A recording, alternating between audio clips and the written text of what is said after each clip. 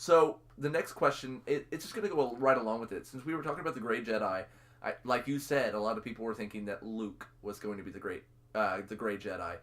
They were saying, does he teeter on the edge of good and bad? Will he ultimately be the villain? A lot of people thought maybe he was going to be Snoke. We asked ourselves the questions after Force Awakens, and I think that this question was definitely answered in The Last Jedi. One of the few questions that actually I think The Last Jedi answered was Luke Gray Jedi? It turns out that he was not. It turns out that he was not Snoke. It turns out that he was more of a lamed and broken, possibly, in my opinion, the worst character turn in Star Wars franchise. Do you want to know the truth about what I thought about Luke Skywalker? That was my favorite part about this movie. I thought he was so freaking awesome in this movie. It didn't fit him. It was fantastic. It was, and the thing is, Mark Hamill has disliked this, has been, like, very vocal about he hated it. But the thing is, from the very second he appeared on the screen, whenever Rey hands him the lightsaber, and he looks at it for a second and just chucks it. That I didn't mind. I didn't mind that. That was hilarious. That was the greatest thing I don't ever. know. It was like the point that he went to kill Kylo Ren in the tent. That was so but he did not Luke. He sensed it, and he talks about it too. He explains it where he felt that emotion for a fleeting glimpse, and he failed him. And it was a fleeting thing. He wasn't actually going to do it. It was like an impulse. But it makes no sense with the Luke character, just because Luke was the epitome of good. He was everything that was good ever, and he would have never done that. He would have tried to talk him out of it. He would have tried to do this and that. But I don't think that Luke would have ever stood there. And, like, the way that his eyes were all menacing and, like, he looked like he was that, it was weird. I don't necessarily look at it as menacing. I looked at it as a look of fear. I don't like how he became this lamed and broken character. It was like your favorite racehorse broke its leg, and then they let it continue living. I don't know. Like I said, I don't, like... You say favorite racehorse. I say a racehorse I don't care about. So, the way I look at it is he was just very, very entertaining in this film. And that's what I get from it. And although I look at it as fear in his eyes. And he looks and he senses the evil in him, the darkness in him. And it completely, gives him for a quick knee-jerk reaction that leaves at a fleeting glimpse. And so I don't, it perhaps doesn't fit with his character. I guess that is something that is up for debate. But I really enjoyed his character in this film in particular. And a lot can happen from... it's been 30 years since The Return of the Jedi. A lot of things can happen. A lot of people can leave you. A lot of things can be isolated, and you can just break down. I agree with that, but it didn't do a good job in the sense of explaining that. If they were going to go that route, then they should have definitely had a whole lot more than just one day Luke got up and was like, I don't know, maybe he could be a bad guy, and so I'm going to go kill him. I didn't feel like it was, with this film, I didn't get the sense of adventure. It didn't feel like a big moment between Rey and Luke. It never felt like it evolved to much of a relationship. It felt very thrown together, almost. It was really quick. Yeah, it was very quick. It didn't, and his training, there wasn't very much to his training. It was almost like they'd spent the entire movie of 7 looking for Luke, only to find him and find out that he didn't need to be found. Yeah. It's like you could have done the entire movies without Luke if this is the way you were going to use him. That's just my opinion. He never did anything in this movie that made me think, boy golly, I sure am glad Luke's back. I don't know. Like I said, I'm very, very happy with the Luke character in this film. He was, and I talked about it in our earlier discussions where the humor never really does it for me. The humor did it for me in this film, as you mentioned, the one scene with Loda. One scene with Loda where he's like, "Yeah, I'm Loda," and he's talking about the Jedi books and the text, and it's like, "A torch painter, it is not. Page turner, it is not." Words are hard, but I found the humor in this worked a lot. Especially with the scene with Yoda and with Luke as a whole. They were good comic relief. And I just don't feel that that's what Luke is there for. And I think he added more than, comic relief as well. He talked about that the Jedis are not the end-all. That they are, in its vain to think that they are the only thing. This is the last question that I have put on to the question spectrum of this discussion. And while I think this may be the most important question, it turns out Star Wars did not think it was the most important question. The biggest question in the new era of Star Wars to me, possibly to the entire Starry community, was who is Snoke? Who is Snoke? It was definitely one that I was most pressed to find the answer to. I browsed the web in search of past Sith masters, and I scoured ideas from many nerds more in touch with the Force than myself. But it still turns out no one had it right. Who is Snoke? He's dead. Turns out he's not even essential to the plot. It doesn't matter. He was nothing. So all this time, I'm like, oh my god, who's Snoke? This could be Snoke. This could be Snoke. This guy's Snoke. This guy's Snoke. Snoke's dead? Like, in the middle of it, like, we're meeting him. I'm like, oh boy, there's Snoke. He's nobody I know, but, like, he's still pretty cool. And then all of a sudden, he's not cool anymore because he's dead now. And it made him look... It almost reminded me of being hoodwinked in the same way that Iron Man 3 hoodwinked me. It got me. With the Mandarin. Who is the Mandarin? Well, it's not this guy who looked freaking amazing. It's now this guy. Did you think Snoke looked amazing? Because I didn't think Snoke looked amazing. Snoke looked... I don't know that he looked amazing, but I thought he was cool. Like, I thought maybe he could be Darth... Why am I blanking on his name? Plagueis?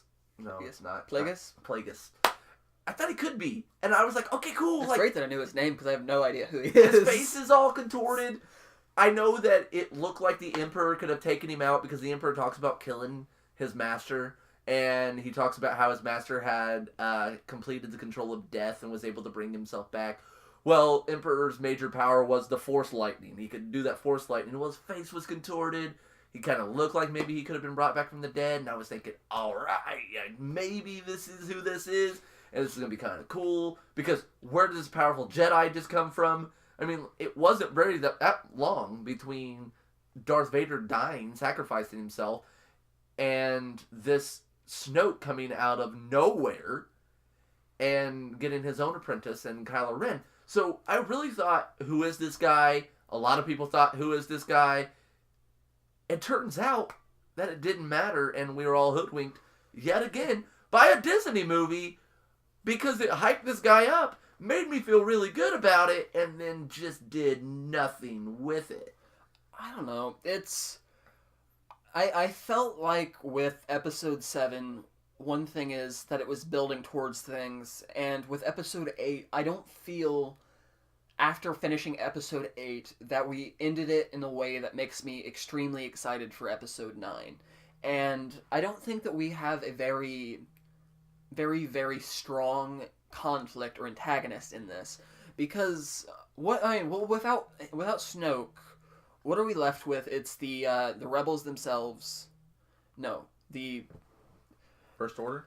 For the First Order, we're left with the First Order, which assumedly is going to be led by Kylo Ren, and I don't like. Is Kylo good enough to carry it? I know that that's where you're. I really want to go into that in just a little bit. So why don't we pause that for a second and say that moving on beyond the questions that were left over from Force Awakens, let's now delve into the movie that is actually the movie questions themselves, and let's start digging deeper into The Last Jedi as opposed to continuously referencing The Force Awakens. Let's go into and say, what was your favorite scene of this movie, of The Last Jedi? Okay, it's... A lot of the scenes with Luke were really, really funny, and that's the part that I... Like, those are the parts that amused me. As far as a favorite moment altogether, that's a little tricky. That one's a difficult thing for me. While you're thinking of it, I will say mine. Mine was the comeback of Yoda. I was gonna say, I knew that you said you liked that moment. It was mostly for nostalgic reasons, but I really was hard-pressed to find a moment that I really liked. I did like the moment with Kylo and Rey right there. I wasn't sure she was going to grab his hand. I really liked the beginning of it, too, because it was, like, right there, and you were kind of nervous, and you knew that she was going to get the button to drop the bombs, but you were still kind of like, just do it, do it, do it, do it, oh my god, do it! I did not hate whenever Poe was talking to General Hux. Like, I didn't think... Hugs, not Hux. Hux is the other one in the past movies. Hugs is this one. And I thought that was funny. I thought that maybe went too long, but I thought it was funny. I think that... I would say my favorite moment in the film had to be, because it was the moment where I was most interested, was whenever it was the part... whenever they first revealed who Rey's parents were, and the follow-up to that with the speech by Kylo Ren. It wasn't much of a speech, it was more like just a thing where you need to not look at all these labels and everything else. Otherwise, as far as the Poe storyline, the Poe subplot, and like with Finn and all of them, I could take it or leave it. Those I felt parts, like it was just made for them for something. it was for them honestly to do. Certain things were a little on the nose with that stuff as well to me. Like, for instance, like they were clearly showing the narrative that Poe is very quick on the draw and doesn't think about certain things, and he's reckless. And it was a little bit predictable. Like, it was like him doing one thing very, very chaotically, him doing another thing very, very chaotically, and then he's slowly learning the lesson. And then whenever Luke Skywalker is out there distracting Kylo Ren, he's like, no, we have to go. And it's like, your lesson has been learned, sir. And it was like, it felt very, very like, oh, that fit perfectly. So, the next question I have for you and for maybe Star Wars nerds that could possibly be listening, Starries that could possibly be listening, that maybe you could comment and answer me this question, because I'm really, really interested to know when Leia became magic. Now, what I'm talking about is whenever Kylo Ren and his army go to kill the rebels, and they are going to be dropping these bombs, but Kylo can't do it because, again, he's confused. But his cronies do it, and the spaceship blows up, and we have Leia in space. She's in a vacuum, she's being crushed, and all of a sudden, she is pulling herself through space very awkwardly, I do say. With all the technology we have, do you not think they could have made that look better? What's interesting is whenever I saw that scene, I thought she was dead. Like, because, like, here's the thing. Of course, obviously and tragically, Carrie Fisher is no longer with us. But all I could think about is like, oh, are they going... Because I didn't know where they were with the shooting of this film. So I thought Carrie Fisher's character would have to be removed at some point or another. And there was 2 points where I thought she was going to be gone. It was... First and foremost, whenever she was floating through space, I thought, okay, is this how they write her off? And I'm like, because if so, that's a very abrupt way to do that. And then whenever she went into like a coma, I'm like, oh, is she just not going to wake up? And no, she continued to wake up. Now it's going to have the awkward moment in episode 9 where she has to, like, they have to CGI her, and or it'll just be very, very difficult to do stuff with her. And I have no idea if how she floated through. It was so odd. She doesn't have any training in the Force. She doesn't have any Force awareness. I mean, she does have the feelings of the Force, I guess, because she can connect with Luke and she can connect. But she doesn't have any of the strong use of the Force until this moment, where all of a sudden she is just pulling herself across space. And it was very awkward. And I don't know. It kind of took me out of the moment for a second. And I really thought she was going to die here. Like, I did too. I really thought that this was it, and I thought that it was okay. Mm-hmm. I thought that I would have been okay with this moment as a death for Carrie Fisher's character, Princess Leia turned General Leia. I thought that would have been okay. I did not think that it would have been such a horrible moment. Now I'm left wondering, do I want to see Carrie Fisher as Princess Leia in Episode 9 as a CGI character? And I would say, I don't know how that they're going to solve it without... They're going to have to use CGI for sure at some point. like, I mean, because they're going to have to... Because it would be... I feel like it'd almost be even worse unless you can somehow do it. Because, like, if you just kill her character off screen, or, like, go, like, she went somewhere and now she's happy. She ran away from the Resistance, and now she's on a secret planet and she's living her life happily. Yeah, I would be very upset about that. But I don't know what they can possibly do without... Because at the end of Episode 9, she was not only... Episode 8. Episode 8. At the end of Episode 8, she was not only a big part of the story. Like, she was like one of the people that was like leading it on. Like, she was gonna like, she was like pushing forward and all this. So she, not only does she seem like she has to be a part of episode 9, she has to be a big part of episode 9. Right, so they cut her out of most of episode 8, which clearly may have been a conscious decision after she had passed. But maybe it wasn't. I don't know. Maybe that was just a plan all along. But she wasn't really important in 7. She wasn't really important in 8.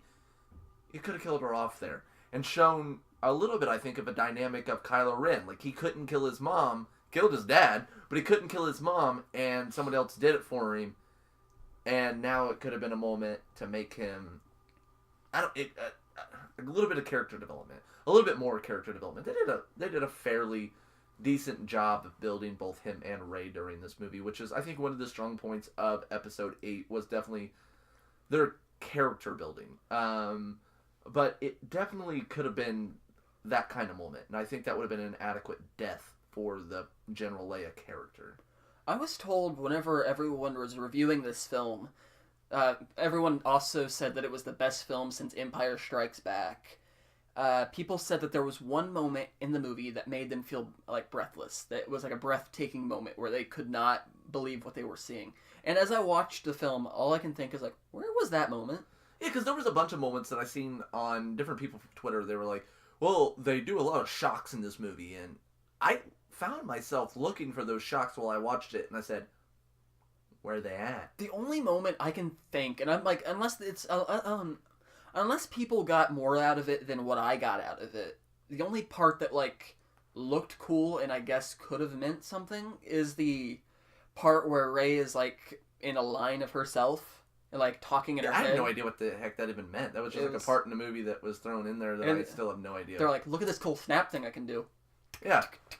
Like, maybe that has a point, and maybe I just totally missed it, but I cannot figure out what the point of it was. Like, she went to the dark side, and all of a sudden, there's 150 of her in a mirror, and they can all snap in synchronicity. So, like, just I don't understand it. Maybe I'm not meant to understand it. Maybe no one's meant to understand it. I assumed it was like an abstract thing, but it wasn't that unique. Is it like when those people tell me that art is a white canvas with a blue line, and I'm just supposed to accept it? Maybe it'll be touched on in episode 9. So, my most lingering question, and this is it. This is where Kylo Ren meets the wrath of the Scott portion of this podcast. Is Kylo Ren imposing enough to strike fear into the rebels? Is he strong enough to lead the First Order? Is he strong enough to be that guy? Or is he more so just... oh, wow, like, I can't believe that's the direction they took. Because that's the way I feel about it. He's not, like... It took me out of it. Like, I could not watch the end of this movie without this question on my head of this. How in the world is this going to happen? Like, he's not big enough. He's not strong enough. He doesn't scare me. Like, the rebels just won. Like, there's no way. And that's how it does feel. Ren. And that's what I was getting at after Snoke was killed. Is like we're left with Kylo Ren leading it, and he in episode 7 he wasn't very imposing whenever he took his mask off. He was just kind of, and he broke his mask in episode 8, so we're screwed. In episode 7, like, he's just kind of has temper tantrums. Nobody's scared of him. And then in episode 8, he has a little bit more as a character. But and I like him. I start to like him as a character, but I don't like him as a threat. I don't like him as the main conflict of the series. He is not a very, very strong person as that. You look at him. I look at him as a worthy combatant. No, like, hold on. When you say that, I just want to. I'm interrupting for just a second because I want to say a worthy combatant wouldn't have lost the Rey in The Force Awakens. Like, he lost to her. She had never had any training. I mean, as a striking person, not necessarily as a side person. Right. So it doesn't make sense. Okay, because he lost in The Force Awakens. He didn't lose to Finn, but he lost to Rey, who had never touched a lightsaber before, and he's supposed to be just as strong in the Force. And all of a sudden, Rey is mutilating him. In this movie, not only is he made to look like a fool against, like, Snoke, which is fine, because Snoke was supposed to be the main villain, but he also gets made to look like a fool again by Rey, who is the leader of this rebels. So why do I care? I just watch Rey beat the crap out of Kylo twice. I watched the Red Guard, which is, if you don't know who the Red Guard are, they are the Emperor's guard, is what they are. That's the Red Knights that they fought. They're supposed to be the strongest fighters in the entire Empire. They are. They're supposed to be good, so whenever Rey and Kylo had some trouble with them, I didn't have any problems with that. What I had problems with, again, who saved who? Yeah. Rey saved Kylo. He is not strong enough to be imposing, and that bothers me. I definitely think that Episode 8 does not leave us, and I said it, is Episode 8 did not leave me thinking we put our best foot forward for Episode 9. Like, I don't know, like, how they can make him... Like, if it were me, like, whenever I see Kylo Ren, or what I feel like he should be, is I think that... If you've heard of a video game series, it's called Dynasty Warriors. There's a character named Lu Bu. And whenever Lu Bu shows up in the game, like, every other character is pretty fine, but whenever Lu Bu shows up, I constantly get this feeling of fear, because he's going to just come into the battlefield and wreak havoc and destroy everyone in sight. That's what Kylo Ren needs to be. But he isn't. He isn't this type of character where he's not as imposing of a threat as Darth Vader, and he's not as interesting of a character, or as interesting of a character as he needs to be in order to make up for that. And while he does, like I said, I start liking him more in Episode 8, he's still not there yet.